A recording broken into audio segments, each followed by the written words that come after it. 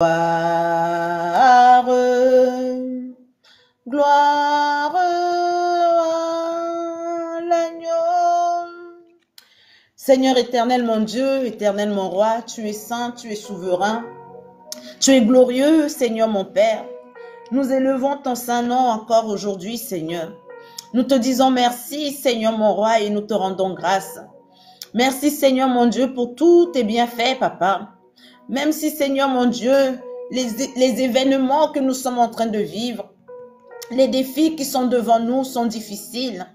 Même si, Seigneur mon Dieu, tout semble perdu d'avance, Seigneur, trop compliqué, trop dur, Seigneur mon Dieu. Même si la tempête fait rage, Papa, même si le vent souffle, Papa, souffle trop fort, et même si les vagues, Seigneur, sont trop grandes, la mer est tumultueuse. Oh, Seigneur mon Dieu, nous savons que tu es le Dieu tout-puissant. Nous savons que tu es le Dieu de toute la terre. Nous savons, Seigneur mon Dieu, que tout est possible en toi. Alors, Seigneur mon Dieu, tu as dit dans ta parole, rendez-moi grâce pour toutes choses, de bien comme de mal, Seigneur mon roi. Alors, Seigneur, ce soir encore, nous venons te rendre grâce. Mes amis, rendez grâce à notre Dieu qui est dans les cieux. Oui, rendez grâce pour toutes choses. Peut-être en ce moment, tu passes des moments difficiles. Peut-être en ce moment, ton cœur est brisé. Peut-être en ce moment, tu te sens abandonné. Tu te sens sans force. Tu n'as pas où aller. Peut-être en ce moment, les gens te rejettent.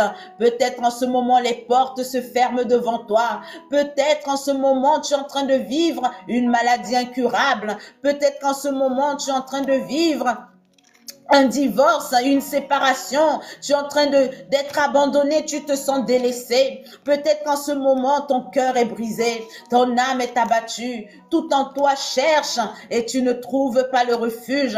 Peut-être qu'en ce moment, mes amis, en ce moment, votre âme est comme dans le désert et vous ne savez vers où aller. Vous n'avez nulle part où aller, vous n'avez pas de refuge. Mais dites-le à notre Père qui est dans les cieux, Papa, tu es mon refuge. Oui, Seigneur, c'est toi mon refuge, tu es mon abri. Oui, Seigneur mon Dieu, c'est toi mon refuge, c'est toi ma haute retraite, Seigneur mon Dieu. C'est en toi, Seigneur, que je me confie. Oui, cette situation est tellement difficile. Oui, Seigneur mon Dieu, je n'ai plus de force, je n'ai plus le courage, je n'ai plus la condition, Seigneur mon Dieu. Si tu ne viens pas à mon secours, Seigneur, je vais craquer. Oui, Seigneur, je vais baisser les bras. Oh, Papa, ne m'abandonne pas. C'est à toi que j'élève ma voix. Mes amis, élevez la voix vers notre Père qui est dans les cieux. Seigneur mon Dieu, c'est à toi que j'élève ma voix. Oh, Papa, tu as dit dans ta parole, invoque-moi au jour de la détresse et je te répondrai.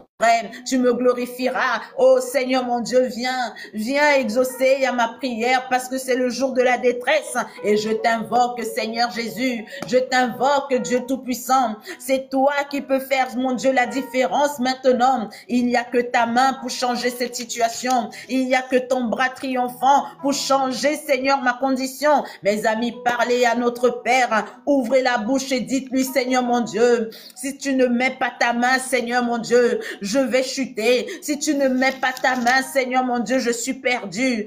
Alors, Seigneur, mets ta main maintenant dans cette situation. Mets ta main, Seigneur, et viens à mon secours. Écoute, Seigneur, la parole qui sort de ma bouche. Écoute, Papa, les mots qui sortent de mon âme. Regarde ma souffrance, Seigneur mon Dieu. Regarde, Seigneur mon Dieu. Et entends le cri qui sort de ma bouche.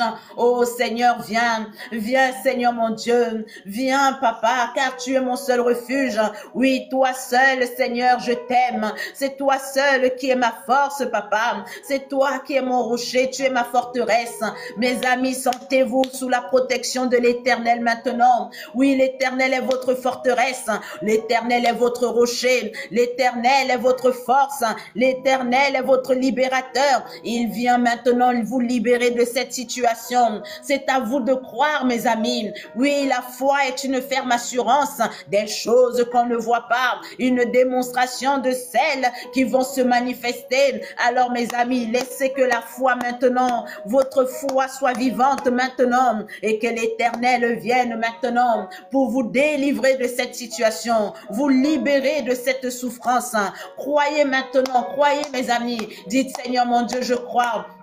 Je crois, Seigneur, dans le nom de Jésus, que tu me libères maintenant, que tu me délivres de cette situation, que tu viens à mon secours. Mes amis, croyez-le, croyez-le, déterminez-le, confirmez maintenant dans votre âme. Seigneur, c'est toi qui vas me délivrer de cette situation. C'est toi qui vas changer ma vie. C'est toi qui vas changer mon histoire. C'est toi, Seigneur, mon Dieu. Oui, Seigneur, c'est toi qui va transformer, Seigneur, ces pleurs, mon Dieu, en pleurs, mon Dieu, de joie, en cris d'allégresse, oui, dans une joie profonde et une paix éternelle. Oui, mes amis, croyez-le. Il a dit tout est possible à celui qui croit. Alors, mes amis, croyez que tout est possible. Peu importe cette situation, peu importe cette douleur, peu importe cette maladie, peu importe vos ennemis, l'Éternel peut le faire. L'Éternel peut le faire. Alors, mes amis, croyez-le, que le Saint-Esprit de Dieu maintenant vous touche, que la foi de l'Éternel maintenant vous saisisse et que l'Esprit de Jésus-Christ maintenant apaise votre âme, oui, soulage votre cœur, que vos émotions maintenant soient guéries, restaurées par la présence de Jésus-Christ, oui, que le Saint-Esprit de Jésus-Christ vienne à restaurer votre paix, vienne à restaurer votre harmonie émotionnelle, votre harmonie intellectuel, oui, que le Saint-Esprit apporte le calme maintenant en vous, que le Saint-Esprit restaure vos pensées, que le Saint-Esprit restaure maintenant votre vision, que le Saint-Esprit maintenant met la paix en vous. Oui, mes amis, recevez la paix qui vient du Saint-Esprit. Il a dit, je vous donne ma paix, pas la paix du monde, mais ma paix qui ne bouge pas, qui ne change pas. La paix de Jésus-Christ ne dépend pas des circonstances. Alors recevez la paix de Jésus-Christ. Recevez la paix de Jésus-Christ. Recevez sa paix dans le nom puissant de Jésus. Oh Seigneur mon Dieu, mon roi, ton peuple est encore là ce soir. Oui Seigneur mon Dieu, nous avons cherché. Nous cherchons depuis des années par nous-mêmes. Mais Seigneur, nous ne trouvons pas de solution. Alors Seigneur, ce soir, nous sommes là. Nous sommes là pour te trouver. Nous sommes là pour te trouver, Seigneur. Laisse-nous te trouver. Ne nous cache pas ta face, Seigneur. Pardonne nos transgressions. Pardonne nos péchés. Pardonne nos faiblesses. Pardonne notre doute. Pardonne-nous, Seigneur mon Dieu. Pardonne les souillures qui y attendent nous, Seigneur. Mais viens, Seigneur mon Dieu, par ta grâce et ta miséricorde, par le sang de Jésus-Christ nous laver. Oui, que le sang de Jésus vous lave maintenant. Que le sang de Jésus-Christ vous lave, que le sang de Jésus-Christ lave maintenant les souillures qui y a en vous. Oui, ces souillures qui vous séparent de Dieu, notre Père. Que le Saint-Esprit maintenant vous sanctifie, que le Saint-Esprit maintenant vous purifie, afin que maintenant la grâce de l'Éternel vous localise dans le nom puissant de Jésus. Recevez, recevez, recevez, recevez sa grâce, recevez sa grâce, recevez sa grâce. Ce n'est pas parce que vous méritez, ce n'est pas parce que vous êtes une bonne personne, ce n'est pas parce que vous êtes sympathique, ce n'est pas parce que vous êtes gentil, non, c'est parce que Jésus-Christ a versé son sang et que son sang maintenant nous donne accès à la gloire de l'Éternel, à Dieu le Père, dans le nom puissant de Jésus. Seigneur mon Dieu, mon roi, merci pour ta grâce, merci Seigneur pour ton peuple, merci Seigneur pour ce moment, merci Seigneur pour cette semaine qui a déjà commencé. Seigneur, nous remettons tout entre tes fortes mains, dans la ferme assurance, Seigneur, que toi qui nous as invités dans ce live, tu as déjà prévu une parole pour nous bénir dans le nom puissant de Jésus. Amen, amen et amen. Alléluia. Voilà. La première Amen. Amen, amen. Un peu longue parce qu'il faut nettoyer. Ça fait 3 jours on ne s'est pas parlé. Donc il était doux. Amen. Le mariage, que dit la Bible? Nous avons parlé de tellement de choses. Nous avons parlé. Nous sommes allés dans la Genèse, nous sommes allés dans l'Apocalypse, nous sommes allés dans le Nouveau Testament, nous sommes retournés dans la Genèse, on est reparti dans l'Apocalypse. Oh là là, on s'est promené dans la Bible, mais c'était écrit noir sur blanc. Amen. C'était écrit noir sur blanc que depuis le chapitre 6 de la Genèse, l'être humain que Dieu a créé au chapitre 1 de la Genèse avait été corrompu par un démon. un démon de la séduction, un démon méchant, un démon violent, et que c'est le même démon qu'on retrouve à l'Apocalypse qui était le démon qui régnait sur toutes les nations, sur tous les peuples et sur toutes les langues. Et ce démon que la Bible a appelé Babylone la Grande, c'est le démon de l'impudicité, le démon de la starmania, le démon du moi-je, le démon de je suis belle, je suis beau, le démon de tout ce qui brille, mais qui n'est certainement pas de l'or. Amen. Nous avons décortiqué. C'était écrit dans la Bible. Si vous avez raté, premier épisode sur mon YouTube. Amen. Et nous avons vu que dans la Genèse, amen, dans la Genèse, Dieu a dit qu'il n'est pas bon que l'homme soit seul. Et on a compris de quel genre d'homme Dieu parlait. Amen. L'homme dont Dieu, il parle, c'est d'Adam. Adam n'était pas le seul homme sur la terre à son époque. Nous l'avons lu dans la Genèse 4. Parce que le fils d'Adam, un des fils d'Adam, a fait du mal à son frère et Dieu l'a chassé de la présence de Dieu et de la terre que Dieu avait donnée à son père et à sa mère, donc à sa famille, donc qui est le jardin. Amen. Et il a dit, si tu me laisses, si tu m'abandonnes, quelqu'un va me tuer. Bon, je n'avais pas le droit de dire ce mot, mais amen. Donc, nous avons compris que Adam et Ève n'étaient pas les pères de l'humanité. C'est faux. Amen. On a tellement cassé des fausses vérités. Oh, mes amis, on a cassé tellement de des mensonges qu'on traîne depuis des générations. Depuis des générations. Amen. Donc, le mari, l'homme qui va en mariage, c'est un Adam. C'est la raison pour laquelle la Bible dit pour un chrétien que on doit quitter de l'Adam, de l'état adamique, pour ceux qui vont dans les églises, l'état adamique pour rentrer dans l'état Christ. Amen. Donc, l'état adamique, c'est l'homme charnel, l'homme naturel que Dieu a créé, mais l'état Christ, c'est l'homme qui va naître de nouveau et qui va connaître le baptême du Saint-Esprit. Nous avons lu également que à la Genèse 6, quand l'homme a été corrompu, Dieu a retiré son esprit. Donc, l'esprit de Dieu se cherche, la face de Dieu se cherche. Et ce n'est que quand on reçoit l'esprit de Dieu et qu'on retrouve la face de Dieu que l'on devient un homme Christ. Et c'est seulement et uniquement l'homme Christ qui rentre dans le mariage. Donc, vos beaux gosses que vous cherchez, vos belles gosses que vous cherchez, parce qu'elles sont jolies, parce qu'elles mettent les greffes, elles font les brushings, parce qu'elles portent des talons et parce qu'ils roulent dans des grosses voitures, si ce ne sont pas des Christ, ils ne sont pas candidats au mariage. Ce ne sont pas des bachelors. Alléluia. Amen. Et nous avons compris, nous avons expliqué aussi que le mariage, c'est Christ. Ce n'est pas que Christ est dans le mariage. On a beaucoup entendu cette phrase qui disait « Je vais bénir mon mariage pour que Dieu soit dans mon mariage ». Non, non, non. Faux. Faux. Extrêmement faux. Christ est le mariage.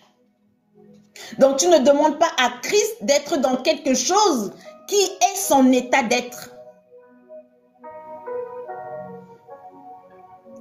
Le mariage, c'est Jésus. Jésus est le mariage. Donc, il faut que tu deviennes Christ pour pouvoir entrer dans le mariage. Parce que c'est en étant Christ que tu deviens le mariage. C'est bon? L'homme et la femme, nous avons parlé. Christ étant l'époux, nous l'avons parlé en Apocalypse, Christ étant l'époux et l'Église étant l'épouse, ce sont ces deux-là qui deviennent une seule chair. De la même manière que dans la Genèse, Dieu a dit Adam et Ève, l'homme quitte son père et sa mère et deviennent une seule chair avec le féminin. Alléluia. Ainsi, Christ a quitté son père pour venir sacrifier sa vie pour que l'Église devienne une seule chair avec lui. Ce n'est que par le sacrifice que l'homme peut devenir une seule chair avec l'épouse. Amen. Donc, vos mariages où l'homme est seulement venu chercher son bonheur et il ne calcule pas le bonheur de la femme, ce n'est pas un mariage de Dieu. De toute façon, on a dit Dieu ne donne pas de mariage. Ce n'est pas la peine de dire j'ai rêvé de mon mari. C'est faux, c'est pas Dieu qui te l'a donné. En tout cas, je sais pas où tu l'as pris, je sais pas quel démon te l'a donné. Mais en tout cas, ce n'est pas Dieu. Dieu ne donne pas le mariage parce que Dieu est le mariage. Donc, pour que tu aies le mariage, il faut que tu deviennes Christ.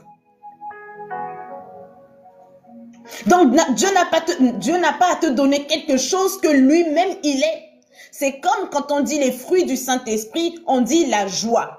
Du moment où tu as le Saint-Esprit et que tu n'es pas quelqu'un de joyeux, tu as le Saint-Esprit, mais tu n'as pas la paix. Tu dis avoir le Saint-Esprit, mais tu n'es pas patiente. Tu n'es pas calme. Tu n'es pas tu n'as pas l'assurance que Dieu va faire. Ta foi, elle est vacillante. Ta foi, elle est circonstancielle. Si les choses vont bien, ta foi, elle est bien. Tu loues. Oh, Jésus est bon. Mais si t'arrive le moindre truc, ta foi, elle chute. Tu n'as pas le Saint-Esprit. C'est pas la peine de discuter avec moi. Tu n'as pas le Saint-Esprit. Tu n'as pas. Tu n'as pas. Tu n'as pas. Donc, comment est-ce que toi, n'étant pas encore devenue l'épouse, tu veux trouver l'époux? C'est ça le problème. Et c'est ce qu'on... Franchement, je ne peux pas parler de tout ce qu'on a dit parce que c'est quand même plus de 6 heures d'enseignement. Je ne peux pas faire le point. Amen. Donc, on va retomber sur nos pattes là-dessus aujourd'hui. Amen. Amen. Pas Genèse. Proverbe 31. Elle est forte. Alléluia. Voilà, exactement. Ok. Qui peut trouver une femme vertueuse? Elle a bien plus de valeur que les perles. Verset 11. Le cœur de son mari a confiance en elle et les produits ne lui feront pas défaut. Verset 12. Elle lui fait du bien et non du mal tous les jours de sa vie. Donc, elle lui fait du bien à son mari. Amen. 13.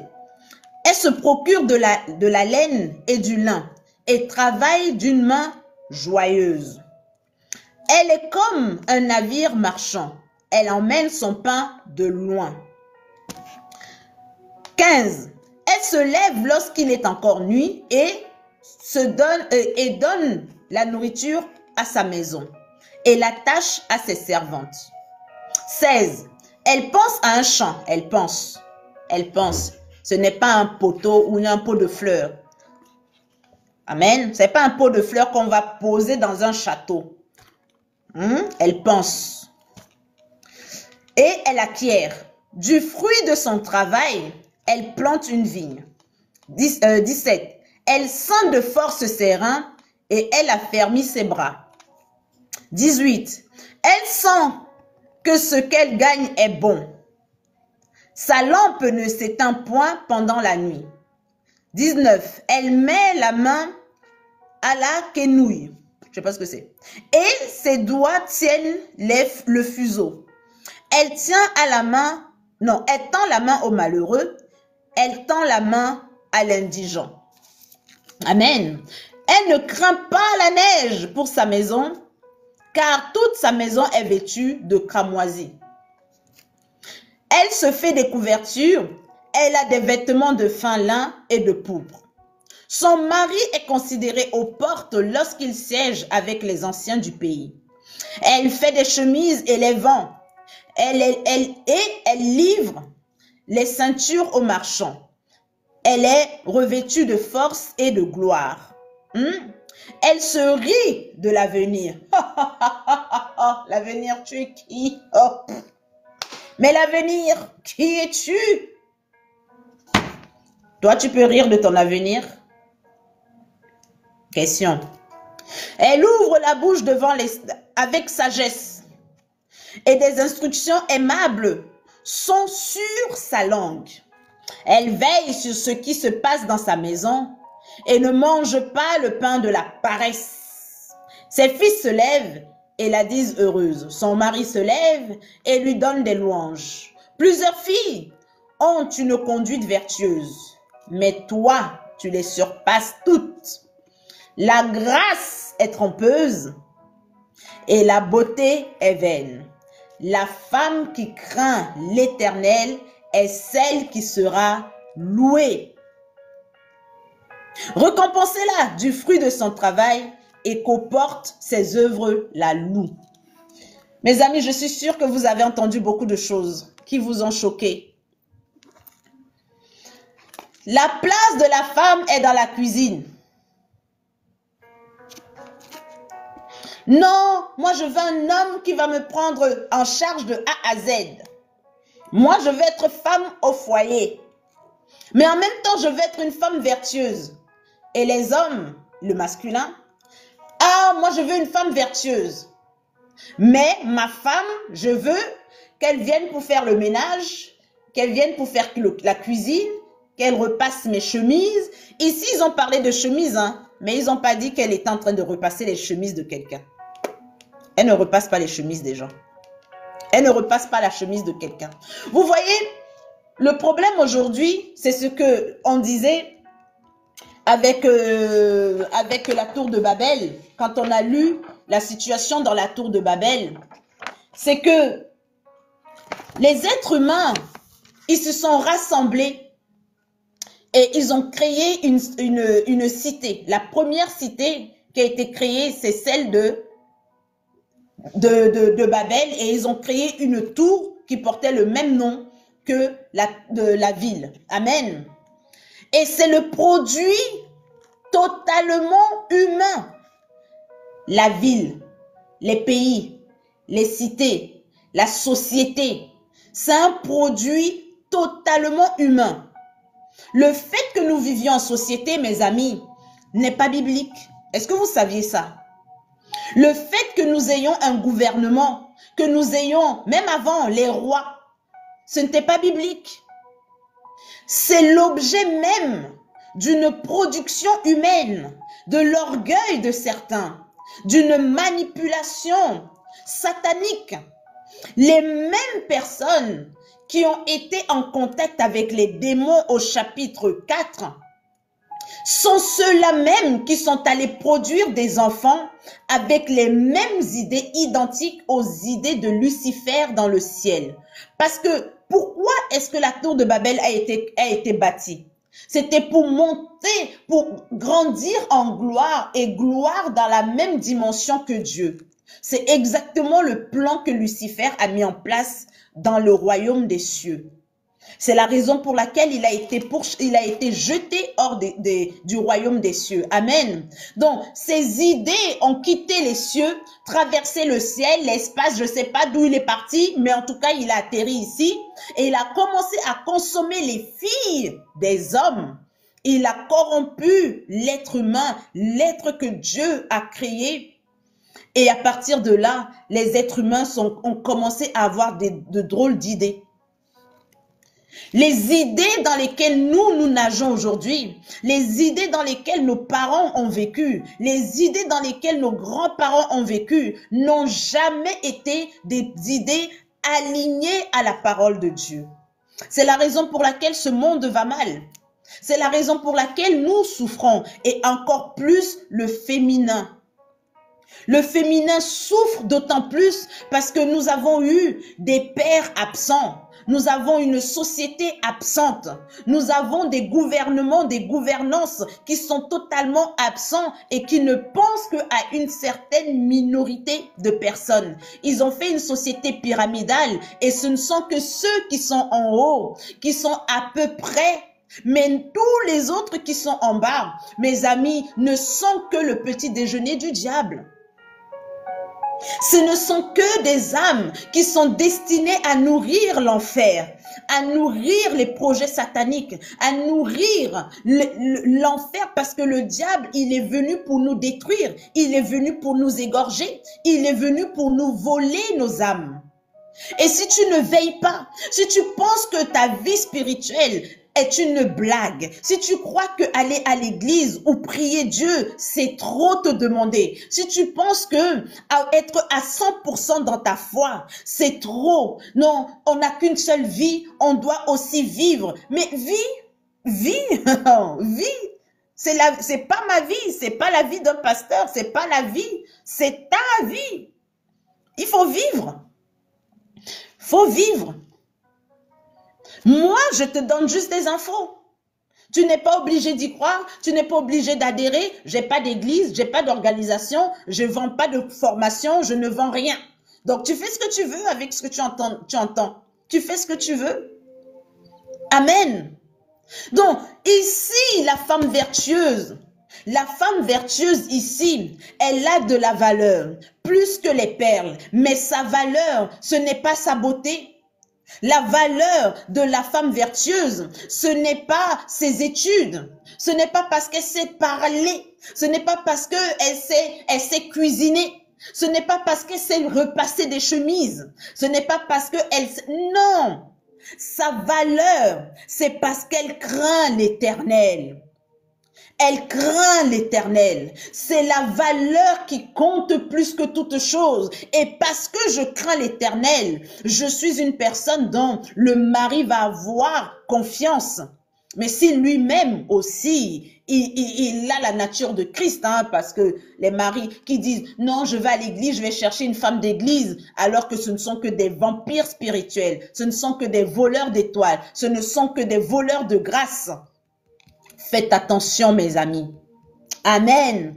Faites attention.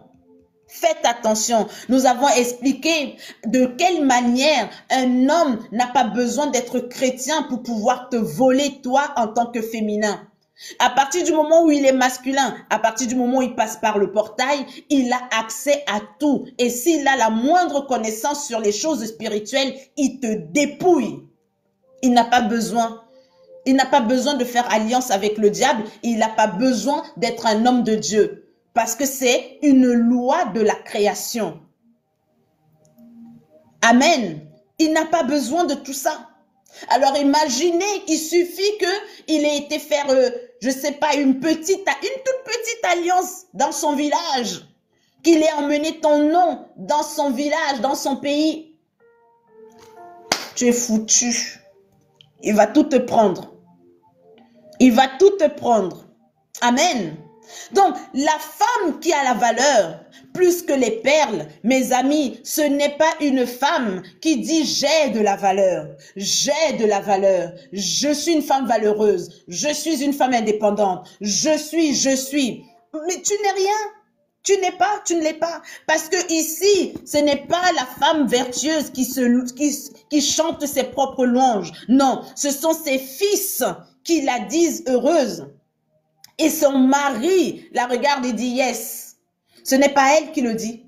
Quand tu as besoin de te défendre, quand tu as besoin d'avoir raison, quand tu as besoin de prouver, quand tu as besoin de trop prouver, c'est que c'est pas vrai. Ce n'est pas vrai. Amen, ce n'est pas vrai, ce n'est pas vrai. Amen, c'est pas vrai. Tu n'as pas besoin de nous prouver. Ici, elle n'est en concurrence avec personne. La femme vertueuse, elle n'est pas en concurrence. Parce qu'elle craint Dieu, elle se lève le matin, elle va travailler. La femme de Dieu, la servante de l'Éternel, une servante de l'Éternel n'est pas une femme au foyer. Il n'est pas une femme au foyer, elle n'est pas une femme au foyer. Et elle ne fait pas non plus 50-50 parce que ça aussi c'est autre chose. Amen. Ce n'est pas une femme au foyer. C'est une femme qui travaille, c'est une femme qui pense, c'est une femme heureuse, c'est une femme qui a des projets. Elle s'assoit comme ça et dit, et si je lançais un business de ceci, elle en parle à son mari. Son mari dit, vas-y ma chérie. Et ils prient tous les deux au nom de Jésus. Et s'ils savent parler en langue, ils font quelques rebababa chetereba. Il taille quelques démons, il taille en pièces le diable, il taille et elle se lance et ça marche. C'est pas moi qui ai écrit la Bible. C'est pas moi, je le dis toujours. C'est pas moi qui ai écrit la Bible. C'est pas moi. C'est écrit et ça s'interprète pas Oh, la Bible s'interprète, chacun interprète ça de sa manière. C'est faux. C'est faux, ça s'interprète pas, c'est écrit là. Elle donne la nourriture à sa maison. On n'a pas dit qu'elle cuisinait. Amen. Elle amène son pain de loin. Son pain, elle n'attend pas que son mari vienne déposer à sa table. Oh chérie, il me faut ci. Oh chérie, j'ai besoin de ça. Oh chérie. Société satanique. Une société qui a été faite en l'envers. Le diable, il a tout changé. Tout changé. Tout. La société dans laquelle nous vivons, mes amis, elle est fausse de A à Z. De A à Z. Amen. Nous vivons dans une société qui a été fabriquée de toutes pièces, qui n'a rien à voir avec la création de Dieu. Vous voulez connaître? Ah, amen. Gloire à Dieu. Reine, tu as vu qui est là? On va un peu t'embêter. Reine, tu as vu qui est là? Alléluia. Donc, la société dans laquelle nous vivons, c'est une société de mensonges. C'est une société qui a été manipulée, mais pas manipulée par Non, manipulée depuis la Genèse chapitre 4, mes amis. Ce n'est pas d'aujourd'hui. Et on le voit encore quand les enfants d'Israël sont sortis de l'Égypte et qu'ils sont arrivés sur la terre, dans la terre promise. Et que Josué a tout installé. Josué est parti. Il y a eu les juges, il y a eu les prophètes. Et à un moment donné, le peuple qui était sous la gouvernance de personnes spirituelles, que Dieu établissait sur eux, ils ont commencé à dire non, non, non, non, on veut être comme les autres. Le problème, c'est ça, enfants de Dieu, chrétiens. Vous voulez être comme les gens de ce monde. Toutes vos prières tournent vers les mêmes désirs que les gens du monde. Vous priez pour ressembler au monde. Vos prières sont tournées vers les désirs du monde. Vous êtes mal à l'aise, non pas parce que vous avez besoin de ces choses, mais parce que vous en avez envie. Vous avez envie d'être comme tout le monde. Vous voulez être comme votre copine. Vous voulez être comme votre camarade. Elle s'est mariée, moi aussi je veux me marier. Ah, ça fait des années, mais qui va m'aimer? Vous ne cherchez pas à guérir vos blessures du pourquoi est-ce que vous avez des problèmes émotionnels. Non, vous cherchez qui va venir vous aimer pour ne plus souffrir. Mes amis, si vous souffrez, c'est pas la faute de quelqu'un. En tout cas, pas de la faute de la personne qui va vous marier. Quand même. Ça, c'est quel poids que vous voulez mettre sur la tête de quelqu'un. Jésus-Christ, il est allé à la croix pour vos meurtrissures. Meurtrissures, c'est quoi? C'est pas la souffrance de l'âme? Ou c'est moi qui comprends mal français? Le Seigneur Jésus est allé à la croix pour guérir les blessures de ton âme.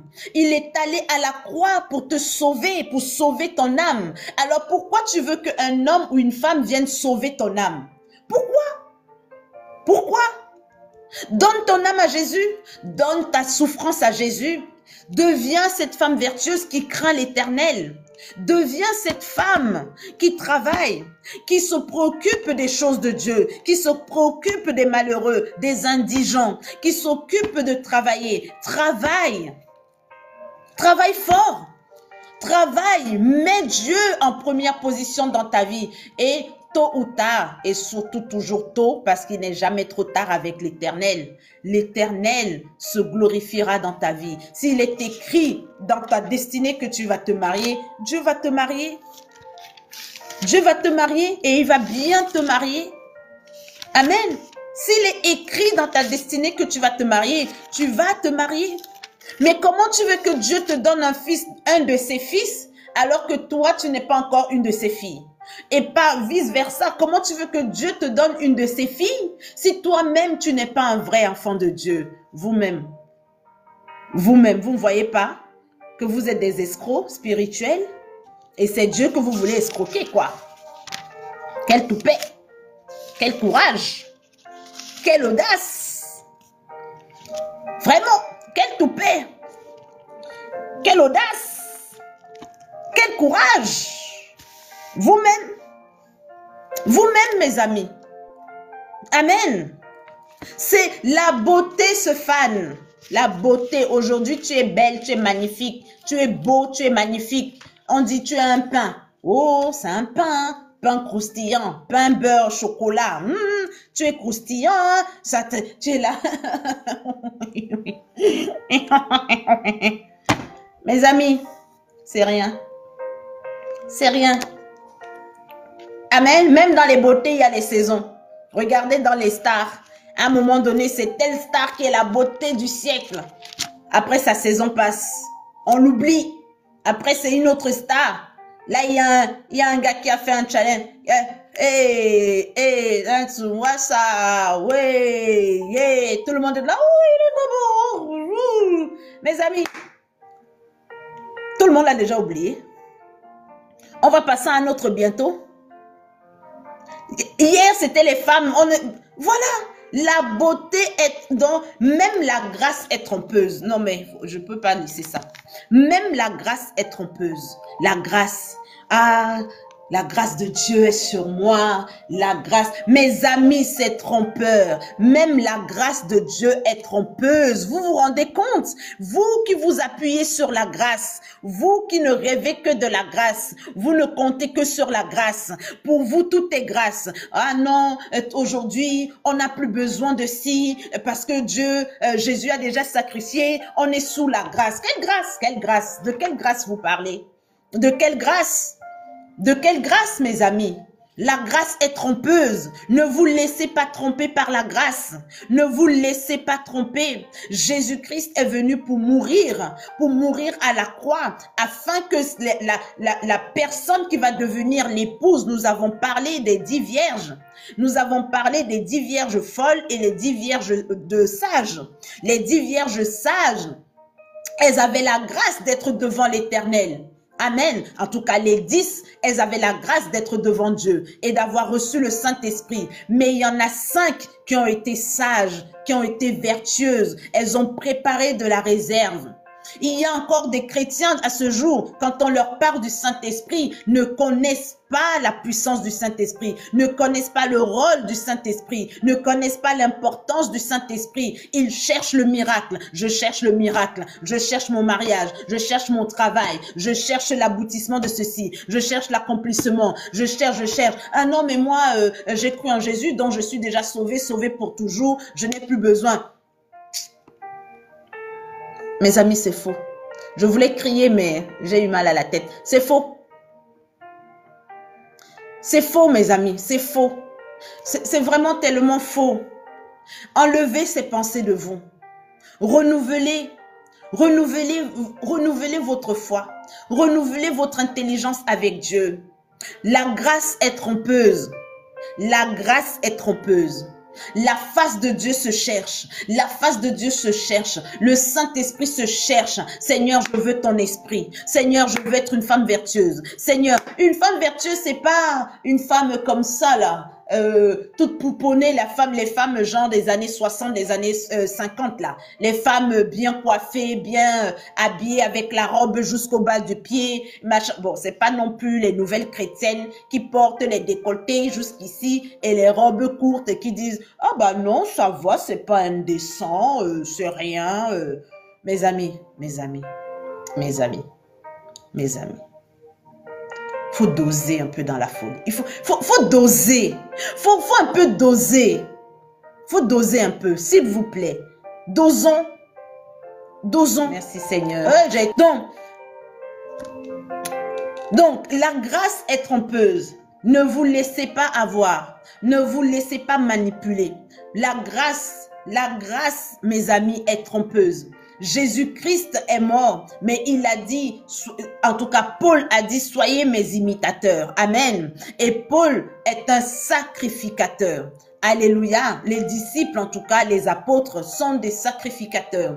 Donc, celui qui ne veut pas sacrifier, Celui qui ne veut pas mourir en lui-même pour que Christ vienne à vivre en lui ne pourra jamais atteindre le niveau de la femme vertueuse. Parce que la femme vertueuse, c'est elle l'épouse de Christ, c'est elle l'église. L'église, ce n'est pas quelqu'un qui va à l'église physique. L'église, ce n'est pas quelqu'un qui dit « j'appartiens à telle église, à telle dénomination, à telle religion, à telle branche du... » Non! Ce n'est pas ça l'église, mes amis. Ce n'est pas ça. L'église, c'est la personne qui a l'esprit de Christ.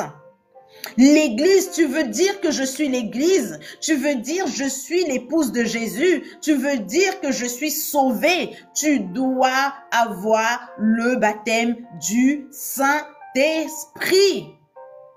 C'est pas négociable. Tu ne peux pas badiner avec ça. Il a dit, cherchez premièrement le royaume des cieux et le reste vous sera donné. Mais tout le monde veut d'abord le reste sans le royaume des cieux. Mais comment est-ce que Dieu le Père va vous donner les choses du royaume sans que vous ne soyez habitant ou membre ou citoyen du royaume? Expliquez-moi comment c'est possible. Je sais pas, à chaque fois que je parle de ça, je suis toujours un peu, mais où vous pensez que Dieu, il est aveugle? Ou Dieu, il vous voit pas? Il ne vous connaît pas, il ne sait pas qui vous êtes. Vous pensez qu'il ne vous voit pas? Vous pensez que le démon ne vous voit pas, que les anges ne vous pensez que vous allez le blaguer? Je comprends pas, je comprends pas cette logique. J'ai beau chercher, comment est-ce que les chrétiens aujourd'hui sont arrivés à croire qu'ils vont vivre des vies, et pas qu'aujourd'hui, même les chrétiens, nos parents, parce que si nous sommes dans cette situation, c'est parce que nous sommes sous des malédictions, nous sommes sous des mandats. Donc, comment est-ce que nous pensons que nous allons vaincre la vie que nous sommes en train de mener, les défis qu'il y a devant nous par la puissance et la main de Dieu, si nous-mêmes, nous ne sommes pas soumis à la même puissance et à la même main? Comment, mes amis? Comment? Dites-moi vous-même. Si vous avez une technique, dites-moi. Dites-moi, mes amis. Si votre vie spirituelle est une option dans votre vie, si être chrétien pour vous, c'est une option, ça vous rend infidèle. Vous êtes infidèle. Vous dites, Seigneur, tu es fidèle à ta parole. Tu es fidèle à ton alliance. Tu n'es pas un homme pour mentir, ni le fils de l'homme pour te repentir. Mais vous êtes les premiers infidèles. Vous êtes infidèles. Vous êtes infidèles. Mes amis, vous ne pouvez pas être infidèle envers Dieu et demander que Dieu vous soit fidèle. Est-ce que c'est logique?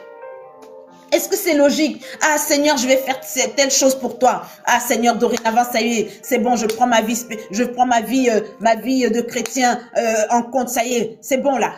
Je me lance. Vous avez encore des pensées bizarres. Vous avez encore des jugements étranges envers l'œuvre de Dieu. Vous regardez encore l'œuvre de Dieu avec des yeux bizarres.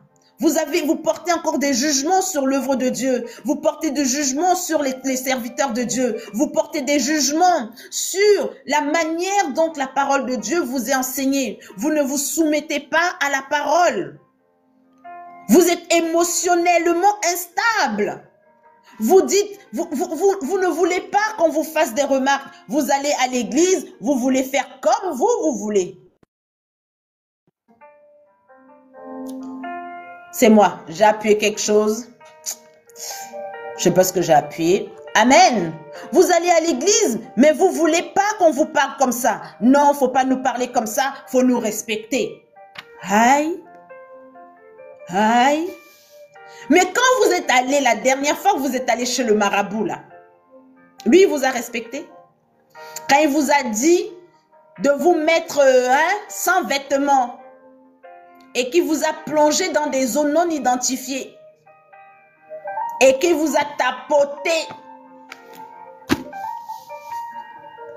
il vous a respecté? Vous lui avez demandé de vous respecter?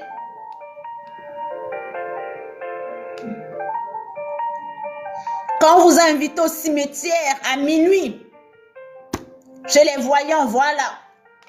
On vous a invité à minuit. On vous a dit, assieds-toi par terre. Assieds-toi par terre. Sans rien.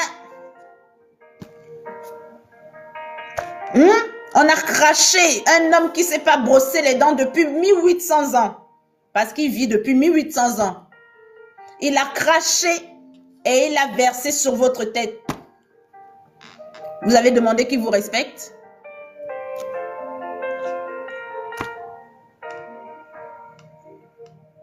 Mais à l'église, le pasteur doit faire des roulades quand vous arrivez.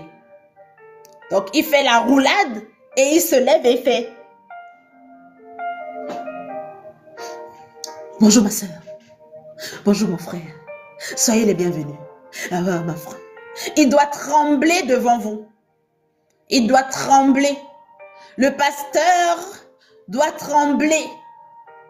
Parce que vous allez jeter 1 euro. Oui, il doit faire des saltos arrière. Parce que vous allez jeter 1 euro dans le panier d'offrande. Il doit trembler. Moi, je n'ai pas d'église, hein, donc vous voyez que je ne souffre de rien. Alléluia. Je n'ai pas d'église et le Seigneur ne m'a pas donné le projet d'ouvrir une église. Même si j'ouvre une église, j'aurai déjà les fonds pour payer 20 ans d'église. Parce que si je dois compter sur les chrétiens, je vais changer ma façon de prêcher. Et c'est vous les premiers qui dites: oh, il y a trop de faux pasteurs. Mais c'est vous qui rendez les pasteurs faux. C'est vous. Votre cœur ne supporte pas la vérité. Votre cœur ne veut pas la vérité. Et après, les pasteurs, comme ils ont des loyers à payer, ils ont les chèques de caution des chaises, ils ont les micros, ils ont les sonos, ils ont tellement de frais. Mes amis, jamais vous avez acheté un micro. Jamais vous n'avez acheté une chaise. Jamais vous n'avez cotisé pour l'électricité. Jamais vous n'avez payé. Vous n'avez payé la clim, le chauffage. Jamais vous arrivez, vous êtes à l'aise. Vous quittez la salle 1 fois, 2 fois, 3 fois. On prie pour vous, on prie pour vous, on prie pour vous, on prie. On prie, on prie, on prêche, on prêche, on prêche. Au bout de 6 mois, si on va faire le total, peut-être en tout et pour tout, en 6 mois, vous avez donné 30 euros d'offrande. 30. Même le wifi de l'église n'est pas payé. Parce que la box Wi-Fi, ça coûte 40 euros. Même la box Wi-Fi, quand vous arrivez à l'église, vous vous connectez en Wi-Fi. Jamais, même le Wi-Fi, vous n'avez payé à l'église. Jamais. Jamais. Vous dites: oh, ben, on ne fait pas de distribution de bouteilles d'eau. Ah, j'ai soif. Ah, dis donc, dans cette église, on ne distribue pas d'eau. Ah, mais quand est-ce que tu es venu déposer des packs de bouteilles d'eau à l'église? Pour qu'on distribue aux frères et sœurs qui peut-être demain, un jour vont avoir soif. C'est quand? Les chrétiens. C'est pour ça que je ne vous appelle pas enfant de Dieu. Je ne peux pas. Je ne peux pas me confondre à vous appeler enfant de Dieu. Oui, ils auraient dû rencontrer Jean-Baptiste. Mais oui, ils allaient lui dire: oui, parle-nous. Jean-Baptiste allait vous sonner frop. Oui. Oui. Vous voyez l'état. Vous voyez les émotions. Vous manquez de révérence devant Dieu. Vous manquez de crainte. La Bible dit que c'est la femme qui craint l'Éternel. Vous n'avez pas la crainte de l'Éternel. Vous n'avez pas la crainte. Parce que comme nous ne sommes plus dans l'Ancien Testament et qu'effectivement il y a la grâce qui fait qu'on ne tombe pas, on ne meurt pas. Parce que dans l'Ancien Testament c'était ça. Celui qui péchait, il tombait, il mourait. Aujourd'hui, la grâce fait tampon. On ne tombe pas, on ne meurt pas. Mais vos affaires sont bloquées. Votre vie est bloquée. Votre destinée tarde à se manifester. Pourquoi? Vous manquez de révérence devant Dieu. Vous manquez de révérence pour les choses de Dieu. Vous manquez de... Ça ne brûle pas dans votre cœur. Les choses de Dieu, ça ne vous intéresse pas. Vous voulez seulement que Dieu vous bénisse. Mais vous ne vous intéressez pas aux choses de Dieu. Regardez, depuis tout à l'heure, j'ai dit tapoter. Personne ne tapote, ça ne vous intéresse pas. Ça ne vous intéresse pas. C'est la vérité. Et après, Vous entrez dans les églises où les pasteurs, tellement ils ont besoin de payer les factures, ils commencent à faire des prédications pour vous plaire. Ils commencent à dire, reçois ton mariage. La nuit du déblocage de ton mariage, l'église est remplie comme ça, flop. La nuit du déblocage de ta vie financière, l'église est remplie comme ça, flop. Rentre dans ta destinée, l'église est remplie, remplie, remplie. Rentre, arrache ce que le diable t'a volé, l'église est remplie, remplie. Mais si on tente de faire une nuit du Saint-Esprit, ah, en ce moment, je suis occupée. Ah, en ce moment. Ah, en ce moment. Vous voyez, je ne peux pas ouvrir l'église. Quand j'ai eu mon appel, j'ai dit, moi, je n'ouvre pas l'église, Seigneur. On en a parlé, hein. Moi, je n'ai pas peur de lui. Je le crains, mais je n'ai pas peur. J'ai dit, moi, je n'ouvre pas. Ah, amen, amen. J'ai dit, j'ouvre pas d'église parce que les chrétiens sont faux. Faux, faux, faux. Ils commencent aujourd'hui, ils t'abandonnent en chemin comme si de rien n'était. Comme si de rien n'était. Ils t'abandonnent en chemin. Tu vas dire à la sœur, ma sœur, prie comme ça, prie comme ça, prie comme ça. Elle va s'énerver. Ma sœur, laisse assieds-toi devant les chaises de devant, comme ça et tout, c'est mieux pour la gestion de ceux qui arrivent en retard. Elle va s'énerver.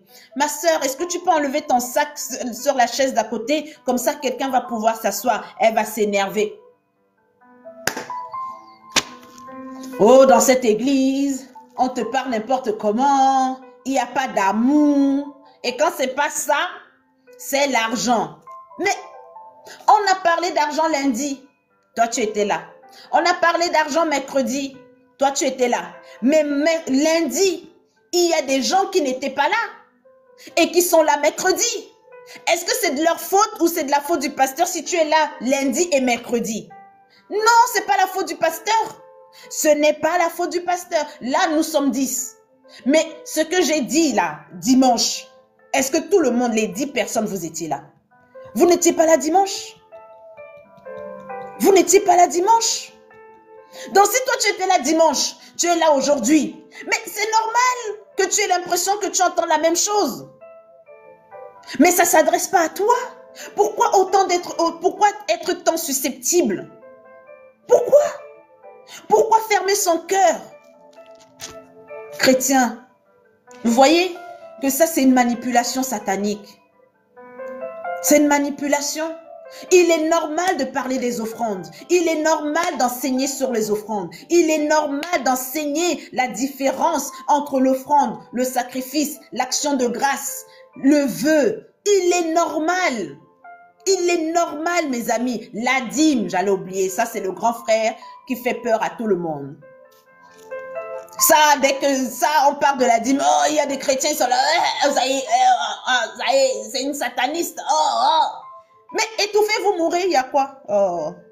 Celui qui vous attend de l'autre côté va vous accueillir. Nous, on s'en fout, nous, on continue. Si tu n'es pas concerné, tu n'es pas concerné. Mais oui, étouffe-toi pas de l'autre côté. Tu vas voir son vrai visage. Il t'attend. Il t'attend. Oh. Il t'attend. Il t'attend. Il t'attend de l'autre côté. Il est là, il t'attend. C'est même ça qu'il veut. Amen. Alléluia. Donc, mes amis, vous faites le chantage spirituel aux hommes de Dieu. Vous faites le chantage spirituel aux serviteurs de Dieu avec vos caprices. Vous faites du chantage. Devenez un peu fort. Cherchez le Saint-Esprit. Concentrez-vous à devenir cette femme vertueuse, cette femme qui craint l'Éternel. C'est la femme vertueuse, c'est celle-là qui craint l'Éternel. Ou plutôt la femme qui craint l'Éternel, c'est celle-là qui est la femme vertueuse. Elle est forte, elle est courageuse, elle travaille d'une main joyeuse. Oui, elle est comme les navires marchands. Vous savez c'est quoi les navires marchands à l'époque? Les gars traversaient des mers. Il n'y avait que la boussole, mes amis. Les mers qui étaient Oh là là, mes amis, il partait chercher l'encens, il partait chercher ceci, elle est comme ça, elle est courageuse, la femme qui craint l'Éternel. Regardez comment je suis agitée. Je crains l'Éternel, mes amis. Je suis agitée. Je me lance toujours dans des nouveaux projets rocambolesques. Après, je suis dedans, ça me dépasse. Je dis, hey, qui m'a envoyé? En ce moment, je suis en train de me battre avec un... Moi-même, je regarde.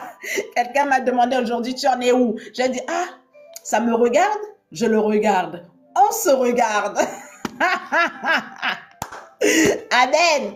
À chaque fois, je me dis, hé, toi, tu aimes les problèmes. Oui, j'aime les problèmes. Parce que mon Seigneur, le Dieu de la terre, le Dieu des cieux, il est plus fort que tout. Il est plus fort que tout le monde. Je m'en fous. Je vais mourir sur le champ de bataille. Je préfère ça que de me dire, non, j'attends. Non. Non. Alléluia. Et à partir du moment où je sais que je crains l'Éternel et je sais que ça fait de moi une femme vertueuse, je sais que je ne peux pas tout accepter. En fait, c'est ça le problème. C'est que quand tu ne connais pas ta valeur ou alors tu crois que ta valeur, elle est dans ta beauté ou dans tes études, tu n'es pas sûr. Tu ne sais pas quel type de personne en face, amen, qui peut t'intéresser ou qui devrait t'intéresser. Tu acceptes le premier qui dit bébé tu es belle, bébé je t'aime. C'est ça le problème. C'est ça. C'est ça. Parce que peut-être vous vous êtes dit ah mais pourquoi elle parle de ça, où est le lien avec le mariage? C'est là le lien. C'est là le lien. Tu as déplacé tes valeurs. J'entends plein de personnes, des coachs de développement parler, oui, une femme indépendante, c'est une femme qui a des valeurs, elle se respecte, gna gna gna. Mes amis, tu ne peux pas te respecter si tu ne crains pas Dieu. Un moment ou un autre, tu vas faillir. Oui, tu vas faillir. Tu vas faillir parce que tu as l'impression que c'est quelque chose de matériel, la valeur. Ça veut dire que parce que tu es belle ou tu es intelligente, parce que tu as un bac plus 25, tu te dis que ton gars doit gagner ou la personne en tout cas, je parle hommes et femmes, la personne qui vient vers toi, elle est censée avoir un portefeuille qui correspond à ça. Faux. Parce que ça, ce sont des calculs de la société. Ce sont des normes sociétales. Et c'est comme ça que beaucoup de femmes qui, oui, elles avaient des grandes destinées, ou elles avaient aussi, celles qui les ont déjà tout perdu, elles avaient des grandes destinées, elles avaient un grand potentiel, elles avaient des grandes grâces, justement, et elles se sont trompées, elles sont tombées dans les pièges des gars qui portent de belles montres et de jolis costumes. Des gars qui portent de belles montres et de jolis costumes. Elles tombent dans ce genre de piège. Des gars qui les envoient en voyage. Des gars qui sont capables de déposer de l'argent sur la table. Elles tombent dans le piège du matériel. Elles se disent, c'est ça ma valeur. Il a vu ma valeur. Elle est en train de voir ma valeur. Donc ça, c'est une fausse traduction. Et cette traduction, elle est basée sur cette société. Ce n'est pas biblique. Ce n'est pas biblique. Au début même, vous êtes même une personne qui croit en Dieu. Vous êtes chrétien. Vous n'êtes pas encore l'église, mais vous êtes chrétienne. Vous êtes bien, vous croyez. Mais à un moment donné, vous rencontrez ce genre de personne et la personne va vous dire, ah mais moi ça me dérange pas que tu pries. Hein. Tu peux prier, moi, il n'y a aucun problème. Aucun. Mes amis, vous allez voir que petit à petit, votre rythme de prière va diminuer. Il ne va jamais augmenter. Vous n'allez jamais prier plus. Vous allez prier de moins en moins. De moins en moins. Ça veut dire qu'il est rentré dans votre vie. Vous étiez au début, là, le premier amour avec Jésus. Vous connaissez le zèle du premier amour. Le zèle du premier amour que j'ai eu. Mes amis, je pouvais habiter à l'église. Vous avez le zèle là du premier amour. Vous aimez les choses de Jésus. Vous aimez Jésus. Oh, vous avez un amour. Oui, un amour de l'adolescence là. Vous aimez Jésus. Jésus, hein. Ah, Jésus, hein. Ah, Jésus. Vous êtes Jésus, Jésus, Jésus, Jésus. Tout le temps Jésus, Jésus. La personne, elle voit votre éclat. Elle aime votre dynamisme. Elle aime ce que vous êtes en train de devenir. Elle se dit, ça c'est une bonne femme à mettre dans ma maison, dans ma cuisine. Vous savez pas. Vous savez pas qu'il cherche une ménagère. Vous savez pas qu'il est en train de chercher une ménagère. Amen. Au début, allez, cadeau, prends, cinéma, machin, nanani, nanana. Mes amis, non, moi ça me dérange pas. Vous étiez dans le groupe d'évangélisation, vous arrêtez d'aller à l'évangélisation. Ah non, je suis occupée. Comme souvent, l'évangélisation, c'est le samedi matin. Ah oui, mais bon, avec mon chéri, on va se promener, on part en week-end. Il m'emmène en Espagne, il m'emmène à Dubaï, il m'emmène... Éloigne-toi de moi avant que je m'énerve. Éloigne-toi, pardon. Restons amis à distance. Amen. Tu ne pars le week-end, tu es occupé. Maintenant, dans la semaine, tu allais à l'église. Mais oui, tu allais à l'église peut-être mercredi et dimanche. Dimanche, allez, c'est mort. Pose ta question. Dimanche, c'est mort parce que c'est dans le week-end. Il te reste plus que mercredi. Même dans la semaine, il va commencer à te dire, oui, mais bon, toi et tes pasteurs, oh, mais ton église, oui, mais vous êtes trop radical, oui, mais bon, nanani, nanana. Oui, bien sûr. Oui, oui. Hein? Et pour ne pas mettre la tension, parce que bon, il est gentil, il a déjà fait des cadeaux, il vous amène au resto. Oh, je fais des rimes. Mes amis, c'est mort. C'est mort. C'est mort. Amen.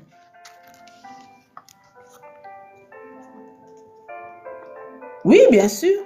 C'est un jeûne d'intercession. C'est un jeûne d'intercession, oui. Amen.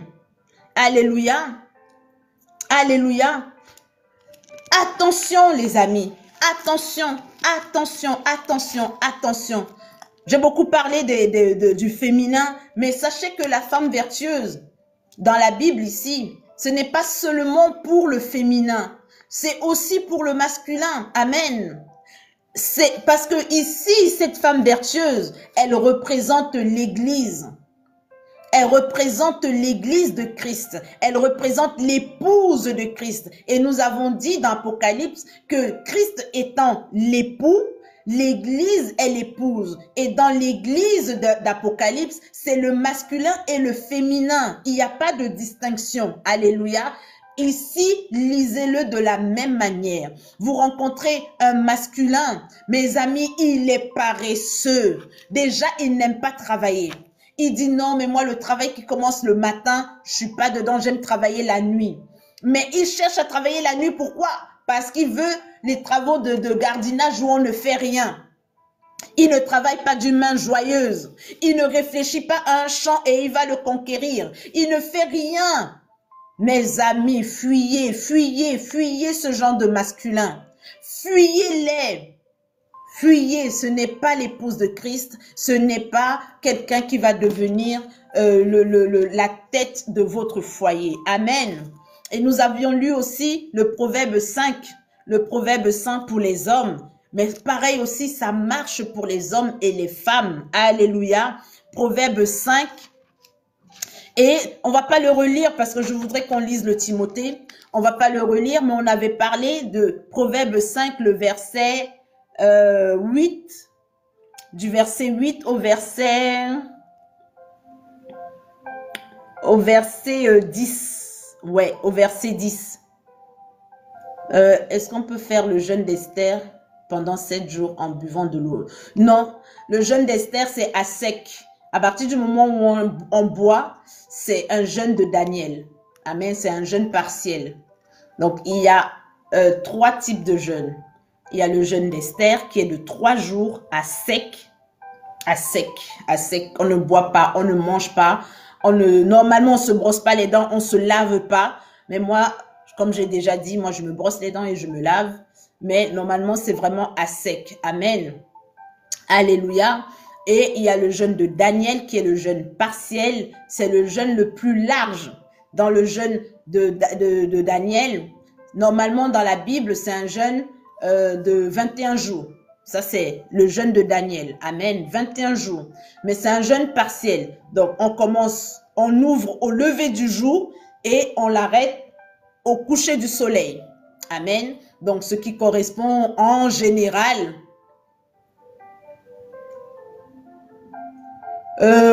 oui, mais déjà 7 jours, c'est pas un jeûne d'Esther. Bon, si, ça reste un jeûne. Vaut mieux, franchement, spirituellement, vaut mieux partir sur des jeûnes, sur le jeûne de Daniel, vraiment. Ou alors, tu fais un jour à sec. En fait, mes amis, vaut mieux être structuré, vaut mieux être dans la discipline et dans l'ordre que de faire des freestyles un peu... amen.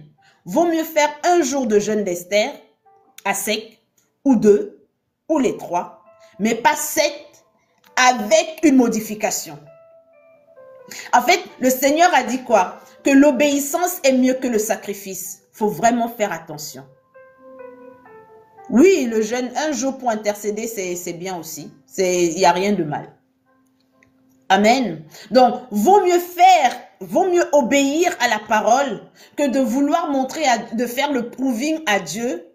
Voilà, que ça sera pas validé. Amen. Mes amis, vaut mieux faire un peu, mais bien, dans l'obéissance, que de vouloir faire beaucoup et de ne pas plaire à Dieu et faire le jeûne, et le jeûne, il sera rejeté. Amen. Donc, tout ce qui n'est pas jeûne d'Esther est un jeûne de Daniel. Et dans le jeûne de Daniel, il y a tout. Tu peux faire un jeûne de Daniel de une demi-journée.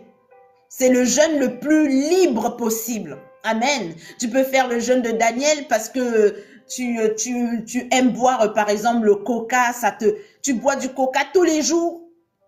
Tu dis, Seigneur, ce que j'aime, je te le donne. Et tu arrêtes de boire du coca. Tu dis, Seigneur, pendant 7 jours, je ne bois plus mon coca. Mais tu ne changes rien à ta vie. Donc, le jeûne de Daniel, c'est le jeûne c'est le jeûne de la foi, on va dire ça comme ça. C'est le jeûne de ta foi. Mais il faut que tu le dises à Dieu avant de le commencer et de respecter ce que tu auras dit. Par exemple, tu peux dire, Seigneur, pendant 3 jours, je vais manger que des fruits et des légumes. Amen. Donc, tu ne changes rien à ta vie. Mais par contre, pendant 3 jours, tu ne vas manger que des fruits et légumes. Tu ne manges pas de viande, tu ne manges pas du riz, des pâtes, machin, nanani. Tu vois? C'est mieux, mes amis. C'est vraiment mieux. Tu bois de l'eau, voilà, tu vis ta vie. Amen. Et dans le jeûne d'Esther, et dans tous les jeûnes d'ailleurs et tout, comme on appelle, il faut éliminer, il y a toujours 3 niveaux d'un jeûne. 3 niveaux. On en a parlé pour le jeûne d'Esther que nous avons fait au mois de février. Le jeûne spirituel, amen, le niveau spirituel qui est la lecture biblique, la prière, la méditation, l'évangélisation, amen. Il y a la dimension comment physique qui est le jeûne, hein, l'absence de nourriture, machin, nanani. Et dans le spirituel, il faut aussi on enlève les discussions mondaines, on ne parle plus aux copines, nanani, on ne parle plus de tout et de rien, de qui est marié, qui a trompé son mari, qui a trompé sa femme. On enlève tout ce qui est non essentiel. Voilà. On est moins sur les réseaux et tout ça. On se nourrit plus de choses de Dieu. Amen. Dans tous les jeunes. Tous. Amen. Et il y a la 3e dimension qui est la dimension financière. Tu fais un jeûne ou tu ne fais pas d'offrande. En tout cas, faites comme vous voulez, comme vous avez l'habitude de faire. Amen. Et le 3e jeûne, c'est le jeûne de Jésus ou le jeûne de Moïse qui est de 40 jours à sec. Mais ça, moi, j'ai jamais fait. Amen. Alléluia. On ferme la parenthèse, on revient à Proverbe. On ne va pas durer parce que j'ai la prière à minuit. Donc, pour le masculin et comme pour le féminin, le Saint-Esprit nous dit, éloigne-toi, je suis au Proverbe 5, chapitre 5, verset 8, éloigne-toi du chemin qui conduit chez elle, Ne t'approche pas de la porte de sa maison, de peur que tu ne livres ta vigueur à un autre et tes années à un homme cruel. De peur que des étrangers ne se rassasisent de ton bien et du produit de ton travail dans la maison d'autrui. Amen. La Bible ici,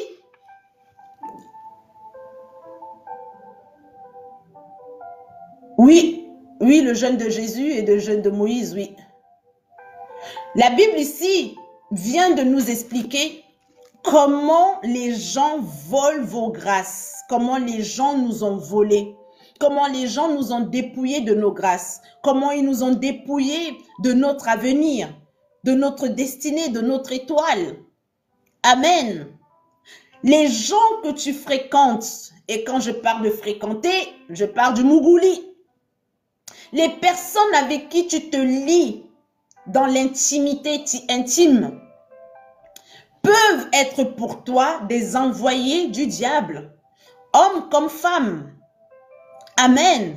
Ici, à travers la relation intime, la Bible dit que tu vas livrer ta vigueur à un autre, des années même de ta vie. Ta vie, donc ton nombre d'années, on peut te voler ton nombre d'années dans une relation intime. Le mougouli, c'est doux. Le mougouli, c'est bien. Mais le mougouli, c'est dangereux. Quand est-ce que vous allez comprendre? Tu peux livrer tes années. Tu étais censé vivre jusqu'à 75, 80, 90, 100 ans. Quelqu'un vient. Parce que tu es le portail, on coupe. 45 ans, te voilà partir. 50 ans, te voilà un cancer foudroyant. De peur que des étrangers ne se rassasisent de ton bien. Quelqu'un va manger tes grâces. Donc, toi, tu vas être en galère et le travail que tu devais avoir, le métier, la progression professionnelle que tu devais avoir, l'argent que tu devais produire sur la terre, l'entreprise que tu devais construire, les chiffres d'affaires que tu devais avoir, ça se transfère dans la vie de quelqu'un d'autre. C'est écrit dans la Bible, mes amis. C'est écrit. C'est écrit. Quelqu'un d'autre va porter tes costumes. Les costumes que tu étais censé porter. La belle maison que tu étais censé acheter ou construire. Les voyages que tu étais censé faire. Quelqu'un d'autre va consommer ces choses. Et du produit de ton travail. Tu vas travailler. Tu vas travailler, mais c'est quelqu'un d'autre qui va en profiter. Mes amis, faites attention. Faites attention. Le dehors est devenu plus compliqué. Il y a de moins en moins d'êtres vivants sur la terre, mes amis. Si vous ne le saviez pas. Il y a des êtres vivants, mais des êtres humains. Voilà. Il y a de moins en moins d'êtres humains sur la terre. Ne voyez pas que les gens ont la chair, ils ont la peau, les yeux, la tête, les pieds. Il y a de moins en moins d'êtres humains sur la terre. Faites attention. Faites attention, mes amis. Oui, faites très attention. Alléluia. Alléluia. On va finir avec Timothée. On peut finir. Timothée, 1 Timothée.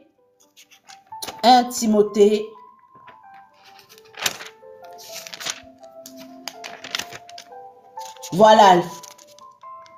Voilà. Mais oui. Les mougoulis. Quand je dis mougouli, tout le monde rigole. Mais c'est vrai. Le mougouli, mais je vais pas mentir. Je vais pas faire genre non, le mougouli c'est pas bien. Le mougouli c'est bien. Hein? L'autre jour, il y avait une personne qui a écrit un commentaire. Mais on peut pas seulement profiter du plaisir. Mais profite, mon frère. Profite. Mais quand tu seras en dépression, que ta joie de vivre aura disparu de ton cœur.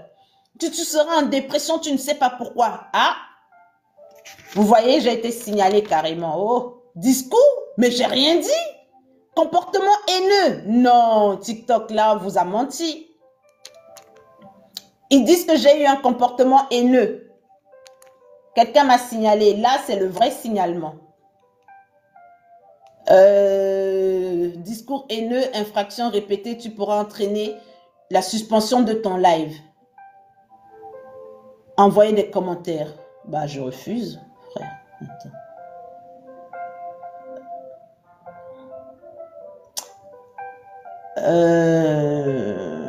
Mon live ne contient pas le contenu mentionné. Oui, je le mets. Attendez, c'est quoi ça? Ok. J'ai été carrément signalé. Là, vraiment pour de vrai. Signalé même.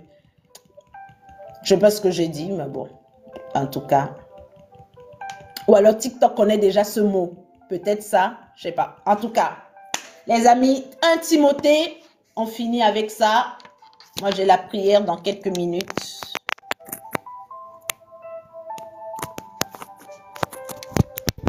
Non, mais il y a quelqu'un qui est là et ça l'a agacé. Le message est... Il a pris personnellement, c'est comme d'habitude. C'est pas grave. On a peur de rien. Amen. 1 Timothée, mes amis. Finissons. Le Saint-Esprit est à l'œuvre. Amen. Je sais que quelqu'un a été touché. C'est le plus important.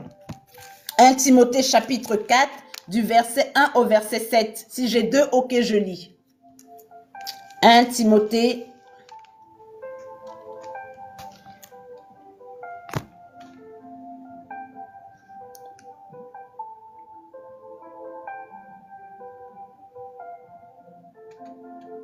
C'est tout bon?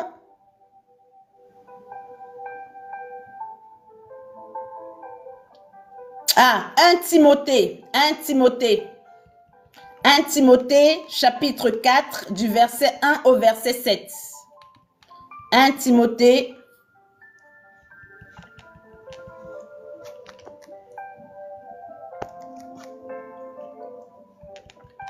Chapitre 4. Voilà. Amen. Je lis au nom puissant de Jésus.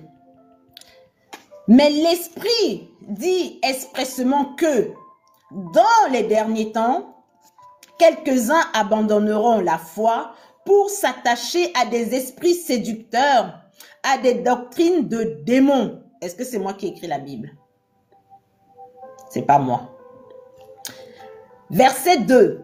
Par hypocrisie de faux docteurs portant la marque de la flétrissure dans leur propre conscience. Verset 3. Prescrivant de ne pas se marier et de s'abstenir d'aliments que Dieu a créés pour qu'ils soient pris avec action de grâce par ceux qui sont fidèles et qui ont connu la vérité. 4. Car tout ce que Dieu a créé est bon. Et rien ne doit être rejeté, pourvu qu'on le prenne avec action de grâce. Verset 5. Parce que tout est sanctifié par la parole de Dieu et par la prière. 6. En exposant ces choses aux frères, tu seras un bon ministre de Jésus.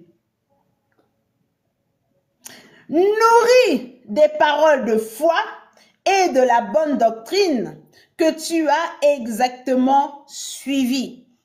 7. Repousse les contes profanes et absurdes. Ce n'est pas moi qui ai écrit la Bible. Le problème, c'est qu'aujourd'hui, parce que vous n'avez pas le désir, parce que les chrétiens, parce que je vous indexe pas, les chrétiens n'ont pas le désir de réellement s'attacher à Dieu. Ils créent par leur manque de foi et leur manque de désir de servir Dieu fidèlement selon la parole. Ils créent des personnes qui vont aller devenir des séducteurs. Ils vont chercher à séduire. Vous cherchez qu'on vous séduise. Vous cherchez des bonnes paroles. Les chrétiens aujourd'hui cherchent que les serviteurs de Dieu aient la bonne parole. Mais pas la bonne parole de l'évangile, mais la bonne parole qui touche leur cœur, qui leur fait sentir, oh ouais, mon pasteur, quand il parle, mes amis, c'est pas moi. Vous pouvez déjà partir. Juste, si vous swipez là, juste après moi, il y a une personne qui tire les coris. Oui, il lance les coris comme ça là. Swipez, vous allez voir. ou une personne, ou alors il y a la dame qui lit les cartes. Swipez, oui, swipez, vous allez voir. Vous faites comme ça, ou alors il y a un Congossa, juste, vous faites ça, choup. Il y a un Congossa juste après mon live. Oui, il y a un Congossa juste après.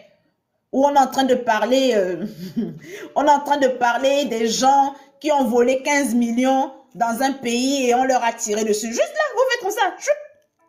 Ou alors il y a les gens qui font les live match. Tapotez, tapotez, tapotez. Faites-moi les cadeaux, faites-moi les cadeaux. Tapotez, tapotez, tapotez. Faites-moi. Il y a juste après, vous faites ça. Parce que moi là, je n'ai aucun esprit de séduction. Je ne suis pas là pour vous séduire. Si vous restez, amen, gloire à Dieu, je peux vous faire grandir spirituellement. Ça, j'en ai la condition. Si vous partez, vous partez. Amen. Je ne fais pas alliance avec les démons. Je ne fais pas doctrine pour vous caresser dans le sens du poil. Je ne fais pas ça. Je ne fais pas. Demandez à ceux qui me connaissent pour de vrai, elle est là, elle est morte de rire. Demandez-lui si moi, je lui ai déjà fait un enseignement one-to-one où j'ai essayé de... Des fois, elle me dit, mais tu es trop dur. Mais elle avait disparu, ça fait 3 semaines qu'elle avait disparu. Là, voilà, elle est là. Voilà. Mais oui, quand ça l'a un peu fait, ça a fait un peu mal. Elle a d'abord fui. Là, voilà, elle est de retour. L'enfant prodigue, c'est ma fille.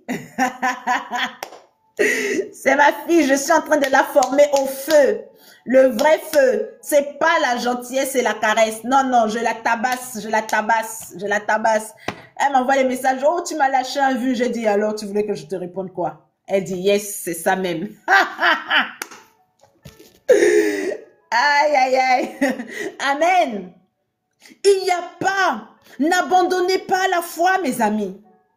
Ne laissez pas que le temps, les derniers temps, vous cherchez des paroles. Mes amis, est-ce que c'est normal que vous ayez avec vous une personne qui prie pour vous? Elle prie pour vous, elle prie pour vous, elle prie pour vous, elle prie pour vous, elle prie, elle prie. Pas une fois. Pas une fois. Vous ne faites une offrande. Même si vous ne faites pas une offrande à Dieu, vous faites au moins demander, vous faites au moins une offrande pour la personne. Vous dites, bon, pasteur, c'est pas pour Dieu, hein, c'est pour toi. Mais même l'offrande pour Dieu, il faut vous enseigner. Et le jour où on vous enseigne, vous dites, ah, on a trop demandé l'argent. Mes amis, est-ce que ça c'est normal? Nous sommes en train de faire la prière de minuit à 1h du matin ce mois de mars parce qu'en ce moment, il y a le carême chez nos frères et il y a le ramadan chez nos autres frères. Et je suis sûre même que les autres frères aussi, ils ont quelque chose, mais je ne connais pas. Donc le Seigneur m'a mis à cœur, faites la prière parce que le ciel bouge. J'ai fait appel ici, là.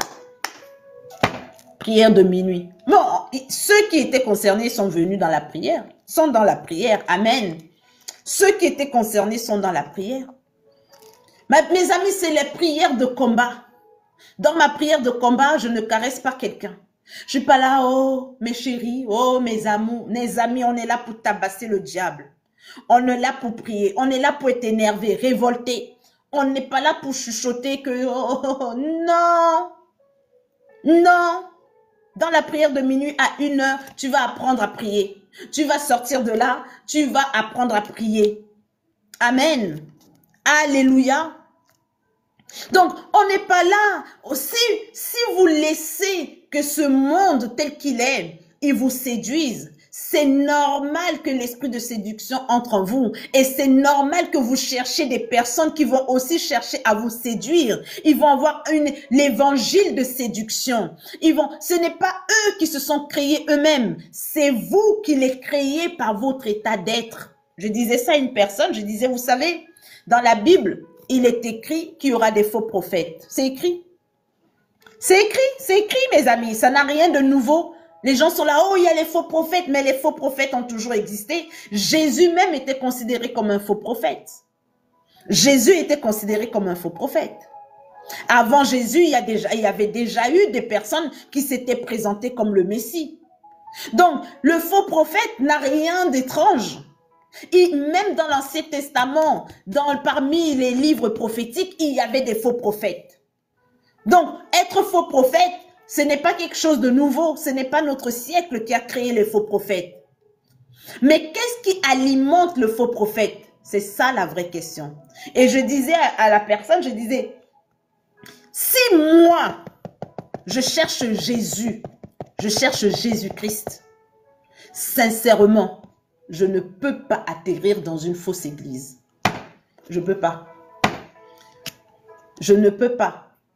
Mes amis, si un jour vous avez atterri, français, dans une fausse église, ce n'est pas la fausse église qui est problématique parce qu'elle est biblique. C'est vous qui êtes problématique. Je sais que ça va vous énerver, mais je vous le dis. Vous ne connaissez pas mon adresse dont je peux parler. C'est vous le problème. Parce que les esprits s'attirent. Les esprits s'attirent. L'esprit qui est en toi est attiré par l'esprit qui est dans cette église. Vous ne pouvez pas venir me taper. Oh. Et même si vous venez me taper, on va se bagarrer. Mes amis, on va se bagarrer. On va se bagarrer, Amen. Donc, ce n'est pas le fait qu'il y ait des faux prophètes qui est problématique. C'est le fait que toi, tu atterrisses dans une fausse église, dans l'église d'un faux prophète qui est problématique. Je dis toujours à mon fils, Lissimba, même si tu es dans un conflit, je voudrais jamais entendre qui a raison. Ça m'intéresse pas. Parce que ce n'est pas le fait de savoir qui a raison, qui a tort, qui est intéressant. C'est de savoir pourquoi tu t'es retrouvé dans une confusion. C'est là le problème. C'est là le problème. C'est ça le seul et unique problème. Donc si tu penses que tu es dans une bonne église, tu penses qu'un homme de Dieu est un vrai homme de Dieu, que cette femme de Dieu est une vraie femme de Dieu, et qu'il y a quelque chose dans son message qui te dérange, soit tu n'es pas dans ton endroit parce que tu dois avoir ta propre terre. C'est ce que Caïn a dit à l'Éternel. Il a dit, tu me chasses de cette terre. Tu dois retrouver ton lieu. Tu dois retrouver ton territoire. Tu dois retrouver ta terre, ton autel. L'autel où Dieu va te bénir. L'autel où quand Dieu, il lance une parole, tu reçois cette parole et cette parole, elle te nourrit. Et tu ne peux jamais douter. Quand tu es dans l'église où tu dois être, sur l'autel où tu dois être, l'homme de Dieu, la femme de Dieu qui parle, même si elle te demande 1 million, ça ne peut jamais te choquer. Jamais, je te le dis. Jamais. Jamais ça ne va te choquer. Donc, soit c'est parce que tu n'es pas sur le bon autel, et là je comprends, ce n'est pas ton autel, soit c'est toi qui es problématique. Amen. Mais si tu penses que ce n'est pas un bon homme de Dieu, mais tu fais quoi là? Comment tu atterris là? Qu'est-ce qui a fait que ton âme est venue là? Qu'est-ce qui t'a fait venir dans cet endroit? C'est ça la vraie question, mes amis. C'est ça la vraie question. Amen. Je prends toujours mon exemple, je ne peux pas raconter la vie des gens. Je ne prends que mon exemple. J'ai grandi je suis née en Christ dans une grande église. Dans une église où on appelait les gens à prendre des enveloppes, mes amis. Pas les enveloppes, non. On lançait des défis d'enveloppes de 5 000 €. Mais ça ne m'a jamais offusqué. J'attendais jusqu'à mon niveau et j'allais prendre. J'allais prendre l'enveloppe de mon niveau. Et je priais qu'un jour, moi aussi, je puisse prendre l'enveloppe de 5 000 €. Je mettais de ma foi à l'épreuve. Je disais, Seigneur, moi aussi, tu vas me bénir au point que même 10 000 €, je vais donner. Oui, quand on est disposé, quand on a la bonne disposition, quand on est une femme qui craint Dieu, un homme qui craint Dieu, on n'est pas là en train de voir le mal. La Bible dit que les yeux de Dieu sont purs, il ne voit pas le mal. L'amour de Dieu ne soupçonne pas le mal, il ne soupçonne pas, non. Quand je donne mon offrande à Dieu, je ne cherche pas à savoir ce que le pasteur a fait de mon offrande. Ça ne m'intéresse pas.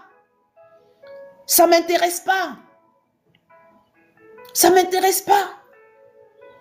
Et tant que les chrétiens, pendant que les frères sont en train de sacrifier les moutons par centaines de milliers, des moutons par centaines de milliers à travers le monde, et vous êtes choqués qu'ils soient bénis, partout où ils vont, ils ont des boutiques, dans chaque pays où ils vont, ils ont des boutiques, ils ont des entreprises, partout où ils vont, partout. Partout, même dans la sous-région africaine, même dans la sous-région, ils arrivent quelque part, la boutique du quartier. Dites-moi que ce n'est pas un frère qui est en train de faire le ramadan.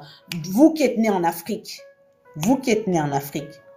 dans votre quartier, au fin fond de nulle part dans votre quartier, la boutique de votre quartier qui vend un peu de tout, qui vend l'eau, le lait, le pain rassis de 4 jours, les boîtes de sardines, qui tient ça? Qui tient ça? 70%, ce sont les frères qui sont en train de présenter les moutons en ce moment. Vous pensez que c'est parce que c'est le hasard? Vous pensez que c'est le hasard? Vous pensez? Les chrétiens,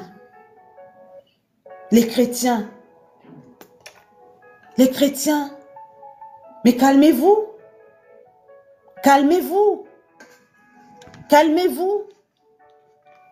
Amen. Arrêtez de chercher qu'on vous séduise. Oh, venez chercher le mariage. Vous venez d'apprendre que le mariage, c'est Christ. Si vous continuez à aller chercher les veillées de prière où on cherche le mariage, c'est votre problème. Où on va vous bénir. Reçois l'onction du mariage. Reçois l'onction du mariage. C'est ça que vous aimez. C'est ce que Paul dit ici à Timothée. L'esprit de séduction. Reçois ton onction du mariage. Je vois ton mari, ma sœur. Je vois cet homme. Oui, Dieu t'a préparé un homme. Je le vois, il est grand. Il a une voiture. Oh, je vois les clés. On dirait une Mercedes, hein? Ah oui, c'est une grande Mercedes. Oui, ma sœur, Dieu t'a béni. C'est ça que vous aimez. C'est ça. Ne cherchez pas la prophétie auprès de moi. Je ne prophétise sur personne. Je ne prophétise pas. Même si Dieu est en train de me donner la prophétie, je ne prophétiserai pas. J'enseigne. Moi, j'enseigne. Celui qui veut grandir dans la foi. Mais oui, moi, j'enseigne. Celui qui veut grandir dans la foi doit être enseigné. Si tu refuses d'être enseigné, c'est ton problème. Je ne donne pas les prophéties. J'envoie. Quand je reçois quoi que je dis, Seigneur, va livrer à la personne elle-même, va lui donner sa propre prophétie. C'est pas mon dos. C'est pas mon dos, mes amis, c'est pas mon dos. C'est pas mon dos. J'ai pas le temps de recevoir vos messages. Je suis pas la poste. Je suis pas la poste. Je suis Christ. J'enseigne. Amen. Oh, quand je dis je suis Christ, c'est pas la peine d'aller lancer des débats. Oh, elle a dit qu'elle était Jésus. Pardon. Pardon.